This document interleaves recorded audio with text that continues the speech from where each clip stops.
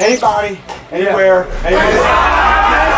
It's time to take command with former NFL tight end Logan Paulsen. This pass caught by Paulsen, the tight end. And from 106.7 The Fan, Grant Paulsen. Welcome into Take Command with 10-year NFL tight end Logan Paulsen. I'm Grant Paulsen. Please remember to subscribe, rate, review, and comment, do all that podcasty stuff to help us out. Also, spread the word on this podcast as we barrel down the stretch here. We're going to give you 3 episodes a week, and then we're going to turn up the heat on the NFL draft in the offseason, which is going to be significant for this team, to say the least. Logan, it's now 8 straight losses for Washington, and unfortunately, 9 of their last 10. And this one was particularly bad. 31-0, a shutout loss in Minnesota against the Vikings. You just don't see many of those. Really, really unfortunate. What do you make of this game before we dive into it? Yeah, man, I'm kind of at a loss for words in a lot of ways. So I knew this was going to be a tough game, I think, for the Minnesota Vikings, for the Commanders versus the Minnesota Vikings. And one of the reasons is because of the type of pressure and the type of disguise that Minnesota brought. But I think in the back of my mind, I was like, this is going to be kind of a rock fight type game. I think even on our prediction show, we were talking about a low scoring affair, 14-7 or whatever it was going to be. And that felt like something that was very possible. But I always felt like the defense was going to be able to stand up. They were going to be able to handle kind of J.J. McCarthy, keep him seeing ghosts, maybe get a turnover, and really kind of stay in a complementary football type environment. And I think early on in the game, like, the offense did some things that I thought were positive. That first drive, I thought Jaden Daniels looked like Jaden Daniels. Even it wasn't the second drive, but the third drive, kind of going into halftime, right before the interception, or the drive where the interception happens. I thought there were some good things there from a competitive toughness, the way he was seeing the field. I thought there were some good things there too. But ultimately, like, it just was too hard. It was like pushing a boulder uphill for that offense, and the defense just didn't provide any support. We've talked about that a lot this season, like the importance for this team specifically to be playing complementary football, and it just wasn't there. So I think those are things that I look to, and I say, like, we knew the offense was going to struggle. I just didn't think the defense was going to struggle the way they did versus J.J. McCarthy. Yeah, which we will get into. We'll start with the offense. The opening drive, 15 plays, 93 yards, both in terms of length and in terms of yardage, was arguably one of their best of the season. They got the football, they go down the field, and they converted third downs. At one point, a 3rd and 13 on a nice hot throw into the flat to Deebo Samuel, who cuts it upfield and gets 15 really good blocks from Ertz and McLaurin. The story all week, remember, was, the offense is finally healthy. And now, they couldn't be great all year long because of all the injuries, but now you'll see what it looks like. It's everyone but Eckler. And, of course, ironically, and sadly, this is the game where they get shut out and for the first time in like 6 years, don't score a point. Having said that, that opening drive, you kind of saw what you thought you were going to, which is McLaurin gets open on the second level, like hole shot. Then you've got Deebo with the nice play from the line of scrimmage. They got the run game going with Chris Rodriguez. Jaden scrambled for a first down and did a couple of things with his feet. So, like, that to me is the identity and what it should look like. But there was never anything close to that after that, Logan. I mean, from that point forward, you mentioned that the drive you were referencing with the pick to Van Ginkel was the first drive of the third quarter, and that was 12 plays, 39 yards. But because the Vikings go on a 12-minute drive, because the defense can't get off the field, I think Minnesota was like 6 for their first 6 on third down. They only they had 3 series in the entire first half. So it was the 15-93 in the first quarter. They didn't get the ball again until the second quarter. Then it was 3 plays, 9 yards and punt, 3 and out. Jaden scrambles on third down. He's run out of bounds. And then it was 6 plays, 12 yards, punt. That was the entirety of their offense in the first half, was literally 24 plays. No, I think that was it too. And again, we talked about the complementary nature, and that's one of the elements too, right? Is like the ability to get supported by the defense. And I think, that layover from their first drive, they don't get the touchdown there, and that when they go for it on fourth down in the red zone is a long time, man. It's a long time to be on the sideline. And like, I've been a part of offenses where you've been kind of iced out, never to that level, quite honestly, but we've been iced out off the field for a while. And it is hard to kind of maintain a level of focus and a level of rhythm. And I think that definitely has to be a factor in considering the performance afterwards. I also think you got to give a lot of credit to Flores. I think he did a great job of kind of identifying what Cliff wanted to do, like with some of these quick screens, these quick dump offs, and you saw the pressure profile change a little bit. You saw the way that they dropped out of stuff change a little bit. You saw the emphasis on kind of getting to the flats and taking away some of these quick throws, which was a big part of what Cliff and this offense wanted to do. So I think it was twofold. I think you kind of got iced out a little bit there in terms of time on the field. And I think Flores kind of adjusted a little bit. Adjusted maybe is not the right word, but they kind of started calling things to take away what Cliff and this offense wanted to be. One of the points of consternation, I think, for a lot of our listeners at home has been that opening drive and the play calling down on the goal line. And this is a tale as old as time. If you get down to the goal line, you throw it a few times and you don't score, everybody gets angry that you didn't run it. And, sometimes there's merit to that, right? They ran it down the field. I mean, they had a lot of success, including on that first and goal where they get down to the 1.5 yard line with success. Now, I'm going to give you my take, and then you can go wherever you want with it. I didn't have a problem with the play calling when I went back and watched, and here was why. On second down, they have the trick play where they go tackle eligible, and I think it was wide open initially. It worked. Jaden waited too long to throw the ball, in my opinion. It would have been difficult. You got to layer a throw and you're throwing to a tackle, but it's a different conversation to say, would he have made an athletic play or made the catch or whatever? But I think if you go back and watch it, if you're listening at home, what you see is that Brandon Coleman gets a free release. Daniels, for whatever reason, holds on to the ball and wants to see it better or doesn't have a lane or whatever. And then it becomes a more difficult throw. So I thought the execution was worse than the play call there. On third down, they defended it really well. As you said, they get paid too. It's a good defense. Daniels does the right thing, throws it out of the back of the end zone. Then on fourth down, you get what you want, really. I mean, Debo's open back of the end zone. I thought Daniels makes a really good throw, hits him in the hands. It's a difficult play, but Debo makes that catch, 85, 90% of the time. So 2 of the 3 plays that everybody's mad about, I actually think called into the headset worked. That's kind of my take. Where were you on the sequence there? Yeah, I mean, I got in a fight with Bram in London on air, and then I got in a fight with him yesterday when we did the booth review. I'm maybe in the minority here, but I'm actually okay with the play calls. And I think the first play specifically, you talked about the execution. I see it differently. So I've always been that I was the tackle in this look. We're running that route. And I felt like Coleman rushed a little bit. Like you got to really, like when you do that, it's like 1,000, 2,000. Then you release the corner, and you can see that, there's a guy on his outside shoulder, and there's like a corner or a safety on the ball outside of him. You really want to wait until that guy triggers up the field to stop the quarterback. And so if you rush it, his eyes are going to come to you right away. So when Jaden Daniels, I need to go back and watch it, he's coming around and he's getting ready to throw, and that corner is dropping underneath the corner. And I think that's where it's like, man, if you had just been a little bit more patient in that moment. And again, it's a little bit of an unconventional look. Usually they go like a choke look. So they go outside guy, man defender over top of you. You block out, this guy triggers and you go. It's still the same principle. You got to buy a little bit of time there. But I don't hate the call. I actually think it's a good call. I think you're kind of subverting expectations as an offensive coordinator.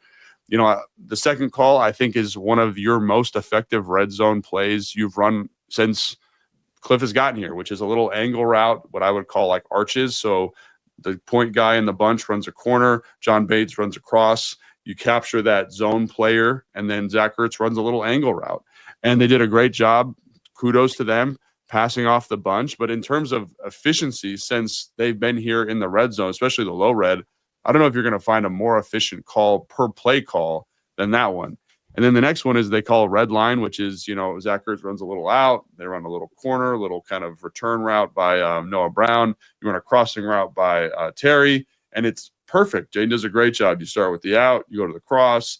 That everybody has moved with the concept. It's Debo 101 on the backside. He's broken leverage and doesn't come up with the catch. And so, again, I know everyone wants you to run the football there, and I understand that. Maybe you get one more run call in on third down, especially if you're going for it on fourth. But I think actually every one of those play calls is something that I think is probably pretty high on the sheet for most offensive coordinators. So run the football, whatever. I don't think there's a right answer. I always have a hard time with people who call into question the play calling, because to me, it's like any one of those is a good call all of them are well thought out. There's a little bit of an execution issue on the first one, but overall, I'm like, man, like I don't really have an issue with it. So again, I'm probably in the minority there, but I think those are all 3 calls that are good and they're well thought out. They probably practice them a lot, and you just don't get the results you want. I'm also the belief that if Debo catches that, we're not even having this conversation. So I think that's the other thing that I come back to. That's what always frustrates me about it is like if you call 3 things that like I don't know if you saw the Browns 2-point conversion play when they tried to win the game, and it was like just a disaster. You know, if you want to question something like that, like that's the best thing we had there. Okay, maybe, but again on second down, and I'll defer to you that maybe he released too quickly. I just think flip your hips and drop the ball in the air. Like the dude's 7 yards behind everybody for a split second. I mean, that's like just from my experience playing that position, like it's you should be getting out of that when the quarterback is set up to throw. And so like the fact that he's out so far before the quarterback, the timing's all jacked up. So I don't know for sure. That's just how I was coached on it. So, but but regardless, I guess my point is on second down, right? To me, I don't look at that and say, oh, that play is DOA. I say, okay, this play wasn't executed cleanly. Yeah. Regardless of how we got here. I think we see it the same way. Yeah. Mm-hmm. Yeah. Third down. That's the one where, again, we're now going back after this thing didn't work because 2 plays didn't get executed. But I will agree generally, like if there's a play where you're going to run, I think third, knowing you're going on fourth, let's see if we can plunge in here from 1.5 yards out and push the pile with Rodriguez. But then again, fourth down is a drop where the play works. Yeah. I just have real issue when I'm a coordinator. I call a play. The guy's open and drops the ball. Like, what else is there? So it's a little boring that, or I guess, you and I both agree. So we're both in the minority, which is kind of funny. Normally there'd be someone saying the opposite, but I'm just not going to kill him for that. Are there things you could have done differently? Like here's something I will question, and maybe you've got a take on. I'll ask you this. I think live, I felt this a bunch. Okay. Going back and watching the game after, maybe a little bit less so, but it's still a critique I have. I thought, and this maybe is a Jaden thing as much as a Cliff thing, but we'll see what you have to say. I just thought that they could have max protected more. I thought they could have kept more people in. I thought there were too many free releases. Like the number of times when Harrison Smith just came free off the edge, and there were other guys, but I'm like, is there not an adjustment here? Is there not something we can do so that they're not getting free? And what you called it, by the way, it was amazing to watch the tape on this of how many times it's like a game. 6 or 8 dudes are at the line. You have no idea who's coming and who's dropping. Like it is, if you're not playing Washington, it is awesome to watch. It's really, really cool. So I don't envy Jaden Daniels on this at all, or Cliff or anybody else. But I was surprised. Like at one point, I turned to the guy next to me, and I was watching you all game, by the way. I was about 15 feet behind you. Oh, were you? Yeah, I was like 8 rows up on the visitor sideline watching Logan. You should have texted me, man. I would have come just. I figured you were, pretty busy with the broadcast. But anyway, we had a great view. But that would be my question: is like, were they okay with the amount of pressure coming off the edge untouched? Is that something where Jaden can decipher what's going on and then check into something to give himself a little more time? That would be my question. So this was the issue coming into the game, right? And this is the issue that, again, if there's one criticism I would levy, it's like, what was the actual protection plan? And again, this is one of those unknowable things where it's like, is it the quarterback execution? Is it the offensive line not getting the calls? Was it the plan in the week? I don't know. You know what I'm saying? So like you hear some of the coaches are saying, oh, this is going to be a catch and run game, which to me is like, okay, what you're going to do is you're going to say, we're okay. We're going to invite a little bit of pressure. We're going to get the ball out quick. We're going to let our guys catch the football and then run up the field. I think that on its surface sounds good. And I think that works for a lot of these teams that bring all out. Like think back to Wink Martindale, right? Like that he's going to bring like engage 8 on Madden. It's going to be chaos. If you can get the ball out, there's space and you can find grass. The one thing that differentiates this Brian Flores defense is they match underneath concepts really, really well. Like you watch, they're in zero coverage, zero. So there is no safety. It's 4 across the back. There's 7 dudes at the line of scrimmage. Like, it's happening. And most times you have a man coverage principle in those back players there, right?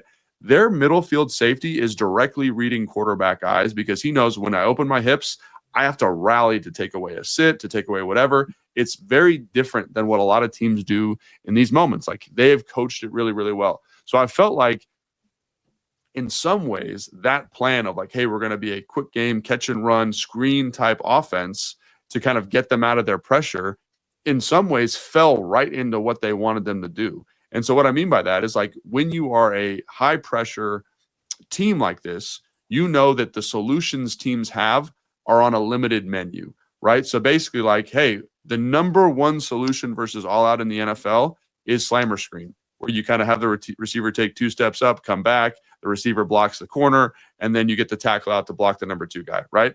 They know that.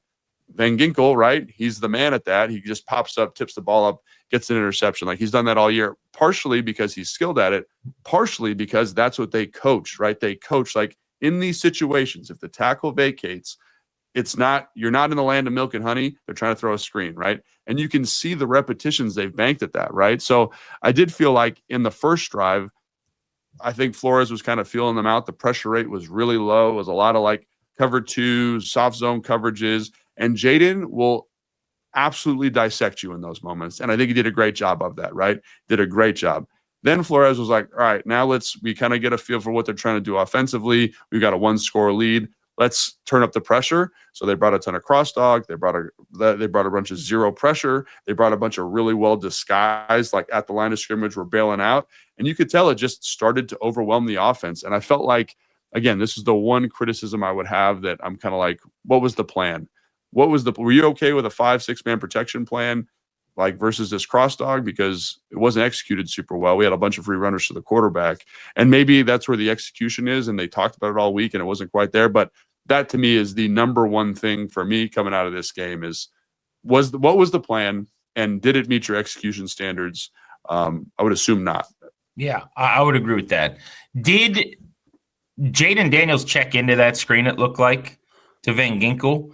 Yeah, I don't know. Like, he did, there was some language there, but there's so much, like, that's the problem. For people that didn't see it, let me say this real quick. So it's very obvious to me. I don't know what he's doing is the problem. But before that play, he is communicating out wide to those receivers and to the line. And it looks like he changes the play. The reason I ask Logan, and this is something I've talked to Jay about, I texted a couple other people about this that are, with other clubs. But, like, is there ever a time that you feel like you can throw a screen to Van Ginkel's side? And basically the idea is, like, that's DOA all week long. You just know. It's funny to act like this guy's Myles Garrett or something, but there's nobody in the league. He's the man at this. He is. He had a pick 6 against Sam Howell doing this. I don't know if people remember a couple of years ago with the Dolphins. He was in Miami, yeah. This is what he does.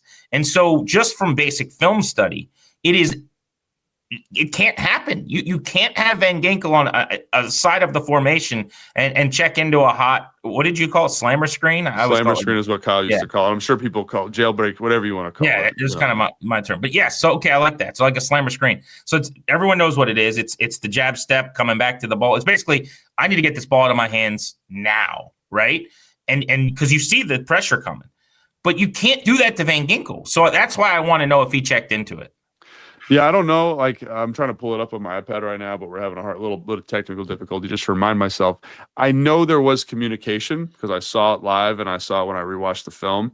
And the level of communication may have been, hey, offensive line, we're changing protection, or we're identifying the protection differently. And then he also gestured to the receiver to motion out because Terry was the inside of the bunch. Then he motioned to the outside. So to me, I don't know. Like, I don't know if he checked to it or not. I think there were other things that he did check to, like, great job by him on the Noah Brown defensive PI, where, like, he checks to a go. Love that. Love the awareness. Love the kind of courage to get that done. I don't know specific on this one because, again, like, every snap he's pointing out protections. So once I get the clip up, I'll let you know for sure. But I don't know is basically my long and short of it. Got you. The Commanders' offense had the 93-yard drive, and then the rest of the day, only one drive over 40 yards. Rest of the first half, 3 for 9, 6 for 12. They had a 4 for 17 with a pick on Mariota's first full drive, and then a 3 for -9 with a punt. And then they fumbled on their second longest drive of the game at the end where Mariota put the ball on the ground. So it's 3 turnovers. Again, no takeaways. They are now second to last in the NFL in turnover margin, which is a killer. They just don't get enough of them. We'll talk about that defensively. But, I mean, they are completely incapable of turning teams over. At this point, it would seem 8 of their 13 games they haven't been able to, which is a killer, obviously. All right, I want to get into a couple other things on offense. We'll have to do a segment on offense here because I want to talk about the Daniels injury and then also the Zach Ertz injury, amongst some other things. We'll do that next. Logan Paulsen, Grant Paulsen on Take Command.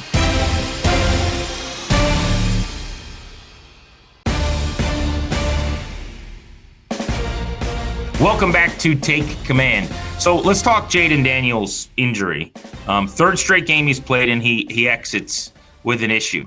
Now, based on what we're hearing right now, it does not sound like we're talking collectively as a fan base as if he got really hurt again. And I don't know if that's what happened. I mean, the team is essentially saying he was in pain. He could have gone back in the game. And they held him out as a precaution, which, by the way, is probably the right thing to do with that injured elbow and the score what it was at this point of the season, now 3-10.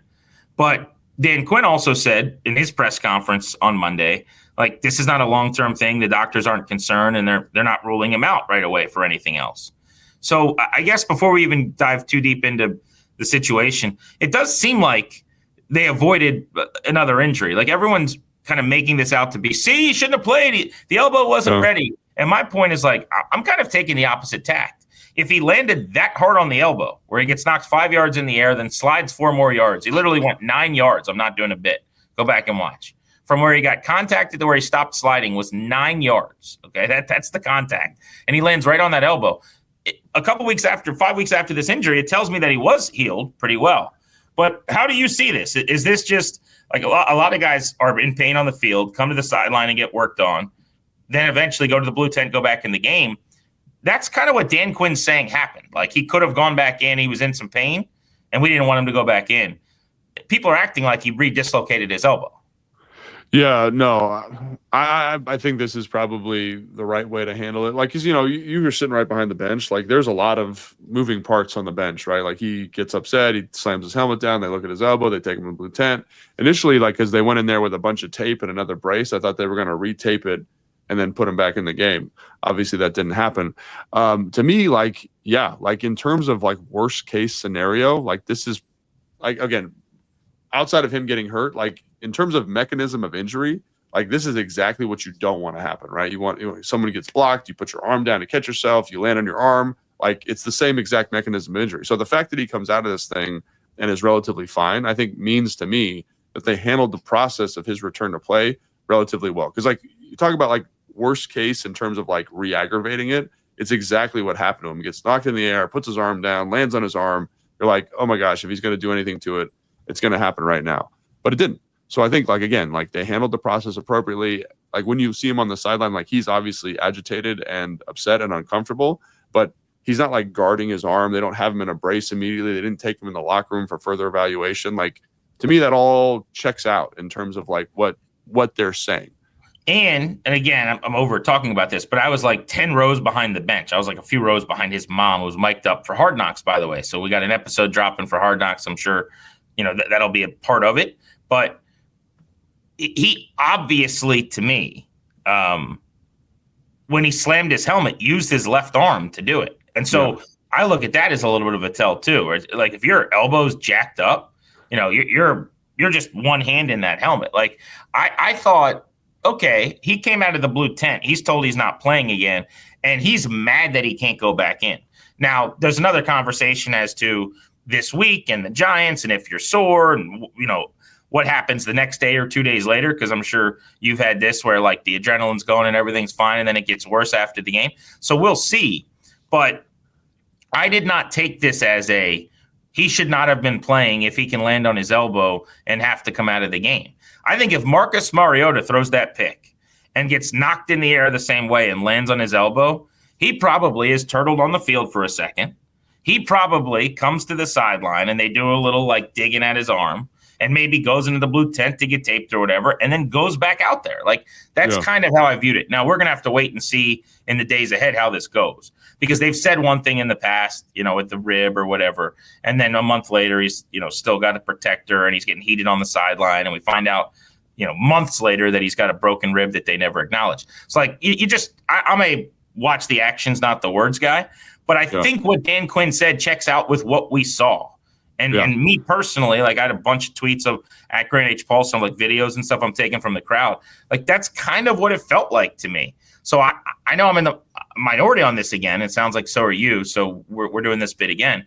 But I think So what are people saying? They're saying that he shouldn't play? The big takeaway from him leaving was because he came back and left with an elbow injury again. First off, they're acting as though he re-injured his elbow, which I think is different than like he banged it up, came out of the game, and could have gone back in. But they're acting as though, oh, here we go, the elbow's hurt again. But the big takeaway has been, he shouldn't have played. He came back too soon, and I think that is wrong. I think, if anything, there's nothing worse that could have happened than him landing directly on his elbow in the middle of the field after taking that shot. And if he lands on that elbow and he's pretty okay, I go the opposite way with it. I think clearly he healed the elbow well, and they waited long enough. That's how I'm looking at it. Yeah, I kind of look at it the same way. Because again, like, like when I do like my other job, which is the athletic training thing, like one of the things that that comes to the forefront of that is like mechanism of injury, right? And so you're always like, what is the mechanism of injury? And like, so obviously the first one, he puts his arm down kind of on like a fluke thing, dislocates his elbow. So what you're always worried about is the same mechanism of injury occurring in the next game, because it's probably going to happen again, right? It's weakened up. And so for him to have that same mechanism dialed up to like 1,000, that and test not have, basically. Yeah, and not like have an injury or not have a reoccurrence of injury, like it's going to be sore. There's no doubt. I'm not saying it's not sore. It's going to be sore for sure. But the fact that it didn't redislocate, there doesn't seem to be any kind of continuous damage, again, I think is a testament to what you're talking about. Like they handled the rehab process appropriately. He seemed like he was healthy to return to play. He handled contact. You talk about return to contact. He handled the contact well. So yeah, and I'm going to say this before we continue. Is everyone keeps saying that he shouldn't play. That to me is an insane thing to say, quite frankly, because he has to get reps to get better. So I'm thinking everyone's thinking about 2026. Where's he going to be in 2026? When you look at quarterbacks who are struggling, they don't get better not playing. It's just not a thing that happens in the NFL. You need to see the defenses. You need to work on timing. You need to work on your study. All those things need to happen. So even if he is a little bit sore in the elbow, like I think he needs to play. Like I think that's something that has to happen. And so this talking point to me is very frustrating, because again, I want him to be the best version of Dayton Daniels possible, right? And so, like, can we get that? He can't do that unless he's playing, and that's my general takeaway here. And also, I just found the clip. I think he did check to that screen, by the way, just so we can clear that up. Which I hate, but that's another story for another time. Right. Like, I don't know if at some point during the week they go, you can't ever check to a screen on Van Ginkel's side. But I would also just kind of hope that's intuitive based on film study, too, in some way. Right. But I don't know how he's watching clips. Like, you're not looking for clips on screens against Van Ginkel to see that he's picked off 11 of them and returned 6 of them for touchdowns. So, but you almost, like, I know as just a guy at home, like, if you said to me going into the week, who's the best player in the league at playing a screen? Like, it used to be Terrell Suggs, by the way. Like, who's the guy in the league who's the best at that? You would go, oh, Van Ginkel. Yeah, and I want Jaden Daniels to know that and to never do that, but probably easier said than done. All right, so going back to your point, though, real quick. It is really frustrating. My whole life, this is like the summary of my life right now. Like, hanging out with my kids and my wife, going to work, and being yelled at by everyone all day long that he shouldn't play football. And I cannot tell you how much I think that that's wrong, and I can't wrap my head around it. I don't think he's playing well. Like that's the other thing that is interesting about this. When, like, he is not seeing it like he saw it last year. By the way, he shouldn't, because he doesn't play a lot. He doesn't play in games. He doesn't play in practice. I don't think he's been as accurate this year. Now, am I worried about him long term? No, I saw last year. It's like scouting a pitcher. I saw 97 with feel for a changeup and a breaking ball. I'll get him back to that. I'm a pitching coach, right? Having said that, right now he's not doing it. And I think the biggest reason why is he's not playing enough. He's not on the field enough. So he's got to get back to that. There's no doubt in my mind. But yeah, this idea of like wanting to protect him, I'll go one step further. I said this on my show yesterday on The Fan. People that are unwilling to play him right now, they go, you can't play him. You know, even my co-host, who's been adamant he's got to play, said now he doesn't trust him. He's gotten hurt in 3 straight games. Like, you can't do this anymore. And my point is, what you're saying is you don't think he can stay healthy for 60 minutes. That in and of itself is a siren-sounding alarm bells problem, if that's true. That he can't. If you're saying he can't play, it's not like their O-line's playing terribly. I would say the opposite. It's not like, you know, he's got none of the talent around him is out there. Other than Ertz, it's everybody but Eckler at this point. So it's the entire group, most of whom are playing through something, by the way. It's a non-throwing left elbow that's going to be sore. That's what we're talking about. To me, this is just a no-brainer that he has to go out and play football. He's got to get back to being the guy we saw last year in some way. Yeah, no, and I agree. And I think, you know, this was going to be a tough out for this offense no matter what, right? You know, what was the Sam Darnold thing last week he threw for 2 weeks ago? He had less than 100 yards passing. They only scored 7 points in the first half. Like, this is a legit, scary, problematic defense. And so, like, he's going to get hit. They're going to have issues. Like, they were obviously not worried about him returning to play. And people are like, well, why didn't you wait a week? Well, he's got to see this defense too, right? People run pressure. They do these things. Like, this is important for him to get these reps and opportunities. And, you know, it's funny. I left the game thinking, man, like, he didn't play as well as I hoped or whatever expected. And then I went back and watched the film and I was like, man, he actually saw some stuff better than I thought. He made some throws I didn't think he could make. And so there is this like catch-22 of playing against this defense where it's like, yeah, there were some productive opportunities here. And were there some throws that he missed? Yeah. Were there some protections that he probably didn't line up correctly? Sure. Was the screen check to Van Ginkel the right call in that moment?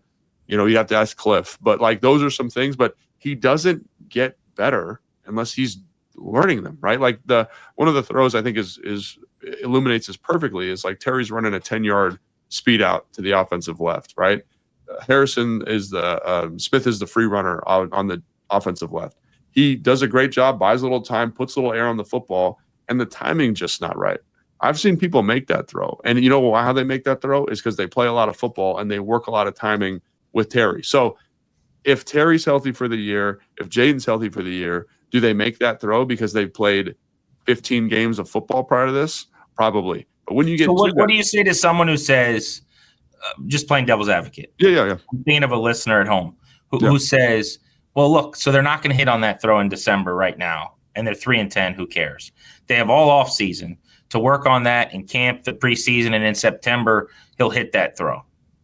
It's different, man. Like, as much as we want to say like practice makes perfect, like perfect practice makes perfect, all those old adages, there's a reason that preseason and the training camp phase of a season is valuable. It's because it's the most similar to football, right? It's the most similar to the timing and the speed and the physicality you're going to see throughout the year. So like a great example of this is Tom Brady. Like, when he was playing up in New England, they didn't do anything in the preseason for him.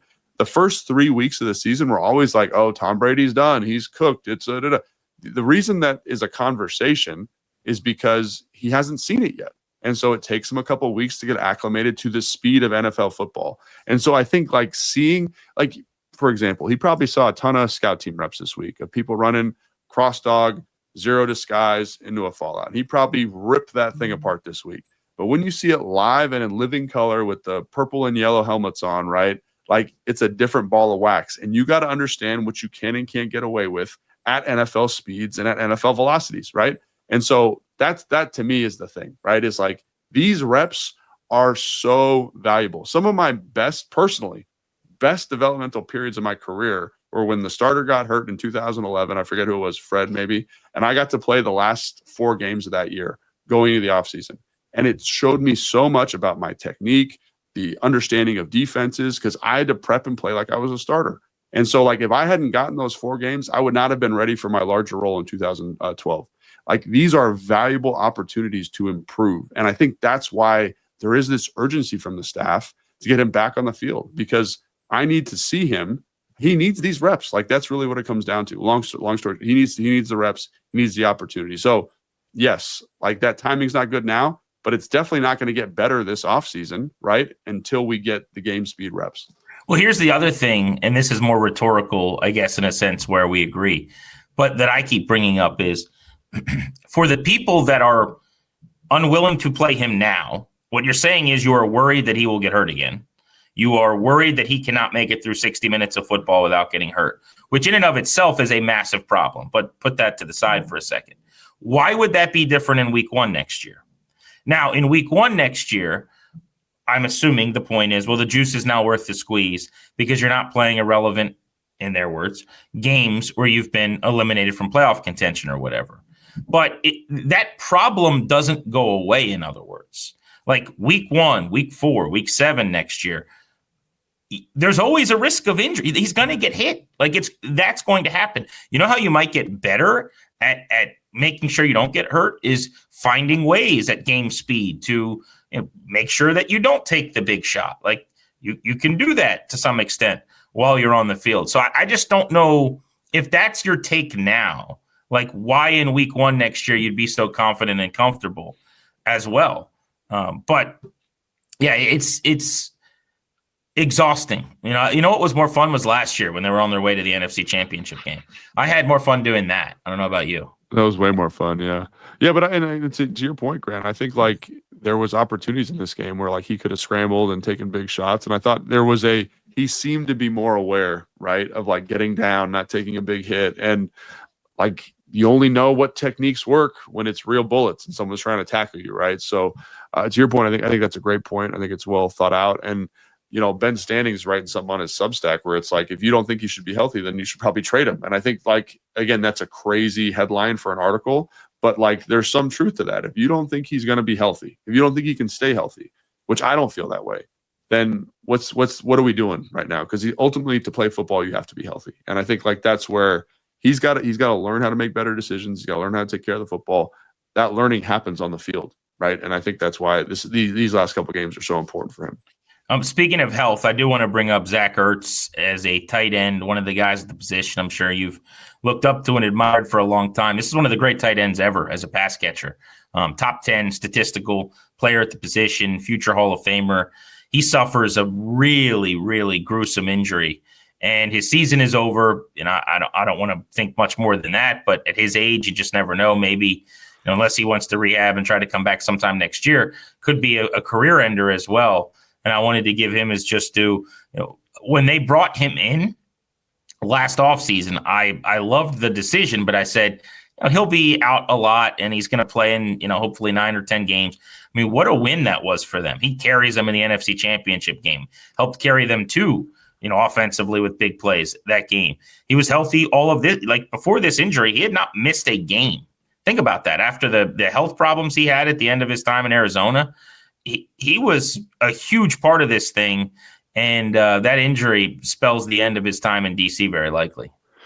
Yeah, and just what an exemplary pro. Like everyone talks about, like his professionalism, like being around him, his approach, like the way he does extra, the way he prepares, like, and then also he's a great dude. And I just think it's, football is a violent physical game, and these are the risks of doing this thing. And it is, I think the thing that makes it so hard is such a fluke injury. You know what I mean? It's just such a freaky thing, like getting hit in the right way. And like you said, like what a contributor he's been, what a mentor he's been, what a pillar he's been of the new regime. And so to see a guy like that go out the way he did, and like you said, in this phase of his life, you don't know how the rehab's going to go. You don't know if he'll be able to get back, but man, kudos to him. And I mean, if it is the end, like what a tremendous, tremendous career he's had. And if there's anybody who can make it back, it's probably Zach. Like, quite honestly, like when he hurt his knee in Arizona, I was like, man, he might be done. But look at me now, eating my words, because he fought his way back, rehab great, and had a very productive 2 years here. So, I feel terrible for him. Like it's one of those things where like I can smell the antiseptic of the surgery room when I see an injury like that, and it takes you back to bad spots mentally, and it's just such a hard road. But if anybody can handle it, he can. Let's talk about the defense next. Commanders shut out by the Vikings 31-0. They've lost 8 straight. You're listening to Take Command.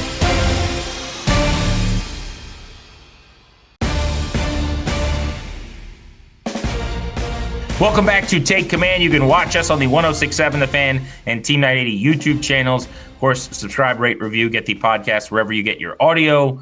Send it to a friend, do all of that fun podcasty stuff. We give you 3 a week right after the game, then our Tuesday film breakdown of the game, and then Thursday looking ahead to the upcoming matchup. So we'll be looking ahead to headed to the Meadowlands for the Commanders and the Giants coming up.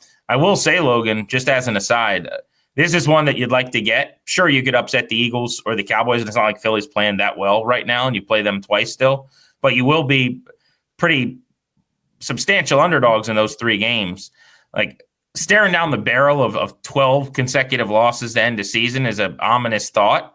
I'd love to just end this thing right here, right now, against the Giants in a very winnable pick-em type game. I picked them because I'm a dummy to beat the Vikings, and I'm a stupid person.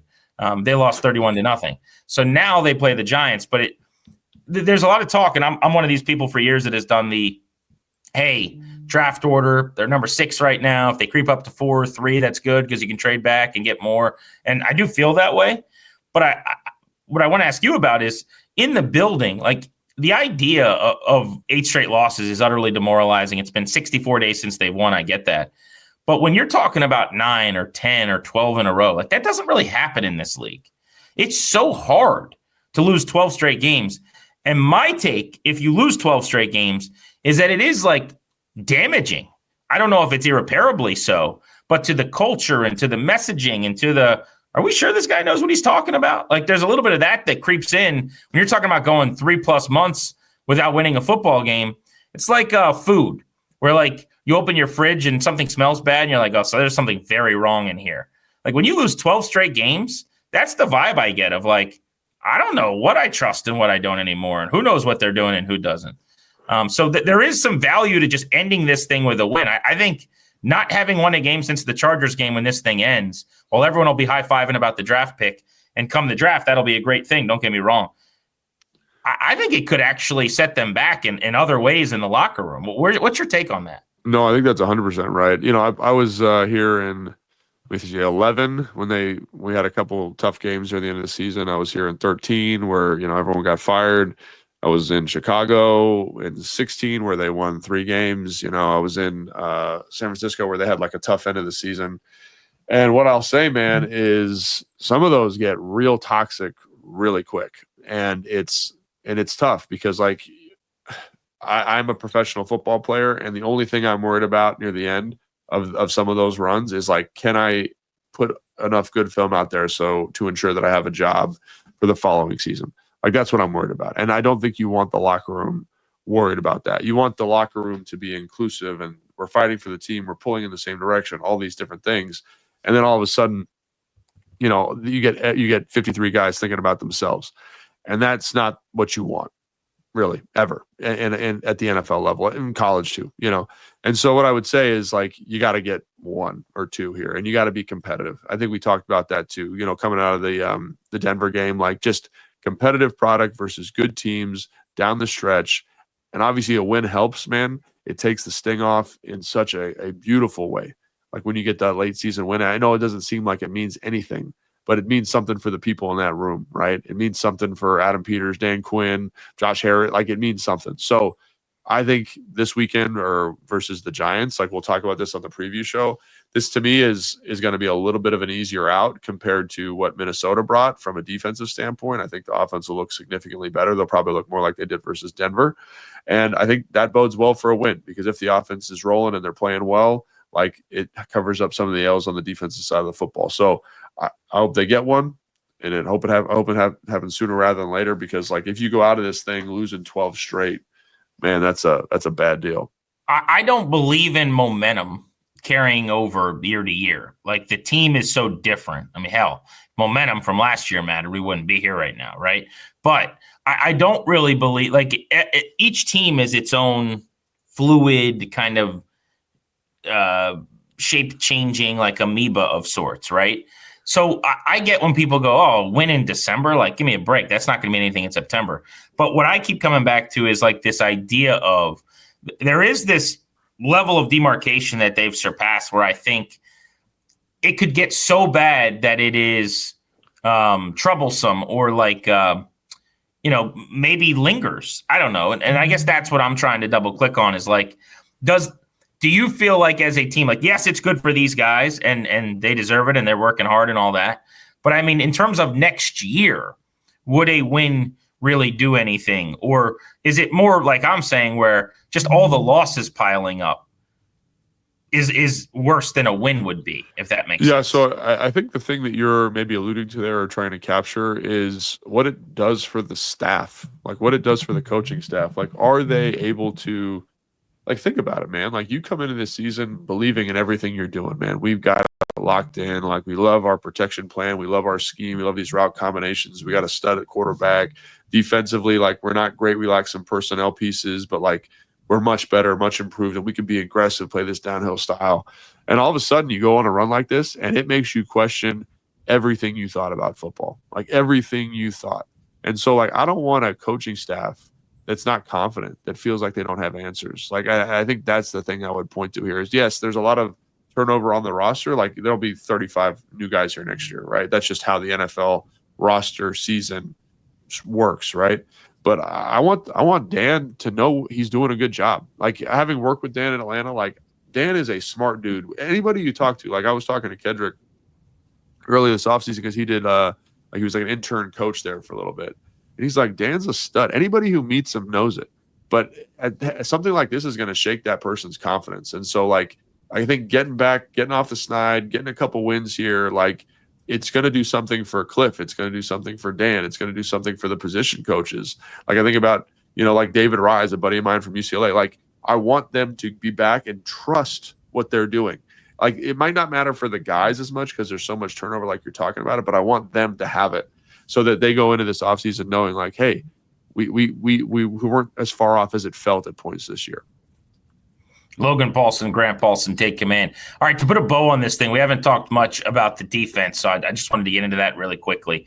There was this, feeling of momentum that they had really trended in the right direction under Dan Quinn as the play caller, and now you give up 31. Obviously, there's a short field in there, but it didn't feel nearly as good as J.J. McCarthy, who's been one of the worst quarterbacks in the league, and this Minnesota offense, who's been a bottom 5 to 7 offense in the league, and it shreds them and stays on the field and gets them on third down. What went wrong here? Yeah, that's a really good question. I think you got to give a lot of credit to Kevin O'Connell. Like, he came out with a really clear plan of how to maximize J.J. McCarthy. And what I mean by that is, one of the things that Dan's done that's helped the defense is he simplified a lot of stuff. He's taken a lot of stuff out. They play way more zone. They play quarters and third long situations. They play Tampa 2 in third long situations. And I think Kevin and the offensive staff for Minnesota had a very clear understanding of what to do and also how to manipulate it. Like, the first touchdown, I think, is a beautiful example of this. Like, they're in 13 personnel. So you get base defense on the field. So you get Frankie Louvu, McGee, and Bobby at the linebacker spots, right? The default check versus empty is cover 2. So what do is you run what I would call like a Haas concept. So you run seams, hitches on the outside, then you run a jerk route by number 3 to the empty side. So you get a one-on-one matchup with Bobby Wagner. You get two outside linebacker body types carrying a seam with outside leverage to the cover 2 players. Like, that's a well-designed, well-called, well-executed play anyway, right? But you understanding as the play caller how to get them into the coverage you want is also something that's really smart. And I think that's something that, like, there was a bunch of those moments in this game where it's like, hey, we know they like to be in quarters and cover 2 on third and long. Like, what concept we're going to run? We're going to run this CO concept, out by 2, quarter by 1. We're going to get the high-low if it's cover 2. If it's quarters, we're going to be able to hit the out route. That's going to be able to run a little bit after the catch. And they got 2 big third down conversions hitting the corner, and they got a bunch of little yards after the catch opportunities on the out. And so, again, like, I think credit to them, they stripped it back down. They got J.J. McCarthy in a comfortable spot.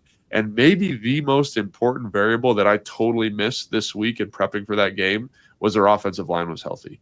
And that offensive line was healthy, and it really allowed him to just sit back there, see his throws, You see the talent that he has, obviously being a first-round pick, J.J. McCarthy. But I think all of those things kind of factor into kind of creating this perfect. And shoot, man, like maybe the most important thing outside the offensive line is the game flow. Like for you to go down, get 7 right away, they go down on a 19-play drive, get 14. Like he is never stressed to do anything that JJ has done this entire year, which one of those things is throw 10 interceptions. So all of those things kind of coalesce to create this perfect storm that makes it a tough day for the defense, quite honestly. Yeah, I just hated that they couldn't do anything to make him uncomfortable early. You know, when a guy's, you just talked about doubting yourself and confidence and whatnot. I mean, he's heard all week. For 2 weeks, he heard that Brosmer's better and he should be the starter, and people were excited. Maybe he's going to lose his job, and Brosmer's going to go out there. Now, he lays an egg and throws 4 picks, so JJ gets his job back, but nobody has faith in him. If you can tip a pass early and pick him off, or just, you know, they go 3 and out because you hit him and you get pressure or whatever. He sails a ball while he's getting hit. You know, now the wheels start spinning a little bit and just never happened. You allow him to settle in, go on a dynamic first drive where everything's pinpoint. You never really threaten them on anything. And next thing you know, they go on the 19-play drive. Another problem I thought was the run game, you know, got what it wanted. It wasn't overly explosive for Minnesota, but it was 25 for 125. They stayed ahead of the sticks. It was just kind of a, like I call them 72 and sunny games on offense, where as a play caller, you're never like, damn, what are we going to do here? It was always like, okay, we're in 2nd and 6. What do I like? I like this a little better. Oh, it's 3rd and 2. You know what's crazy? Sorry to cut you off, but like you look at that 19-play drive, they have a 3rd and 6, they have a 3rd and 10, they have a 3rd and 12.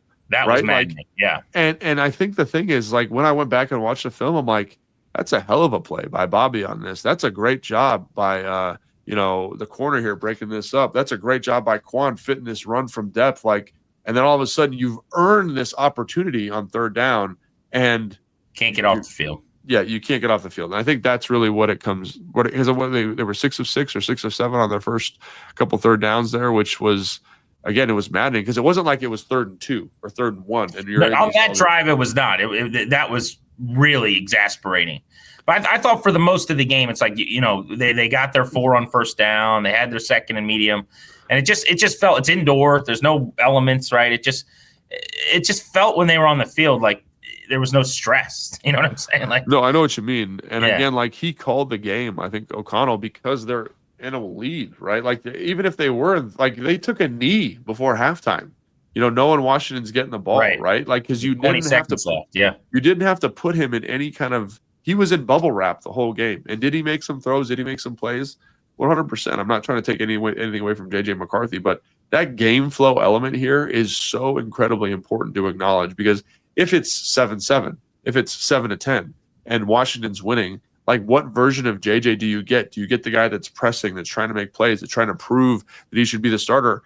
I think so. And I think that version, you get a turnover, you get an errant throw, you get a fumble, you get something, and all of a sudden that thing tips in Washington's favor. And I think when we predicted the game, that was something you were kind of assuming was going to happen. But again, the game flow got out of hand early, and it put and it just let him be who he wanted to be. Who let O'Connell treat him like a first-year quarterback, which is essentially what he is. All right, next time we chat, we're looking ahead to the Giants and a game Washington has to have. They got to end this 8-game losing streak. They'll be narrow underdogs at the Meadowlands in the division to kick off what is their final 4, all of them within the NFC East. Big thanks to our producer, Evan. For Logan, I'm Grant saying so long. Remember, Take Command, available wherever you get your audio. You can watch on YouTube, 106.7 The Fan, Team 980 YouTube channels 3 times a week. So keep it right here with Take Command the rest of this football season, and then we're turning up the heat in the off season. Thanks for checking us out.